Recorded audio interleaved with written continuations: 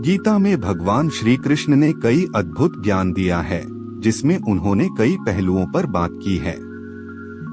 इसी प्रकार उन्होंने अर्जुन के सामने यह भी भेद खोला है कि किन कारणों से मनुष्य जन्म से ही इस संसार के मोहमाया में फंस जाता है, क्यों वह इसे त्याग नहीं पाता। लेकिन साथ में उन्होंने यह भी बताया है कि इससे कैसे निकला जा सकता है। तो चलिए जानते हैं। गीता में भगवान श्री कृष्ण ने मनुष्य के एक एक स्वभाव पर बात की है और यह भी बताया है कि किस स्वभाव से किस भाव का जन्म होता है और वह किस प्रकार मनुष्य को पतन की ओर ले जाता है। इन सब के बीच उन्होंने सबसे अहम मुद्दे यानी एक आत्मा के इस संसार में फंसे रहने के कारण पर बात की है। उन्होंने बताया है कि किस प्रकार मनुष्य इस संसार से मोहग्रस्त हो जाता है और वह इससे उबर नहीं पाता। उन्होंने योगमाया की बात की है।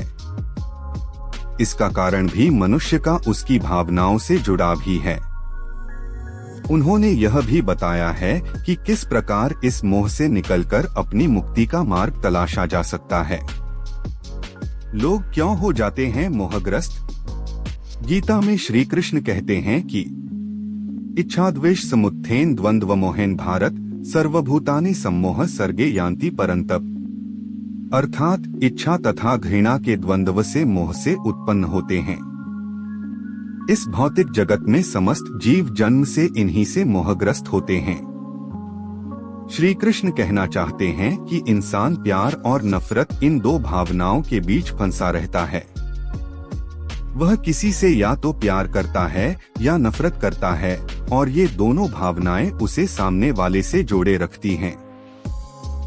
ये दोनों भावनाएं उसके जीवन में चलती रहती है। वह कामनावश, इच्छावश अथवा प्रेम में किसी चीज को पाना चाहता है जो मोह को जन्म देती है और फिर न मिलाने पर उससे बेइंतहा नफरत करने लगता है। उसकी भावना भले ही बदल गई है, लेकिन वह मोह उससे दूर नहीं गया है। मनुष्य जीवन भर कामना करता रहता है और उसमें फंसा रहता है। यही तो योगमाया है। मोहग्रस्त होने से कैसे बचा जाए? श्री कृष्ण इससे निकालने का मार्ग भी बताते हैं।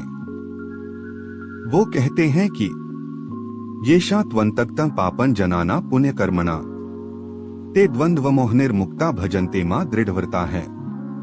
अर्थात पुण्य कर्मों में संलग्न रहने से व्यक्तियों के पाप नष्ट हो जाते हैं और वे मोह के द्वंद्वों से मुक्त हो जाते हैं। ऐसे लोग दृढ़ संकल्पना के साथ मेरी पूजा करते हैं। कहने का अर्थ है कि जो लोग भगवान की भक्ति करते हैं, हमेशा निष्काम कर्म में लगे रहते हैं, वो इस योगमाया से बच सकते हैं।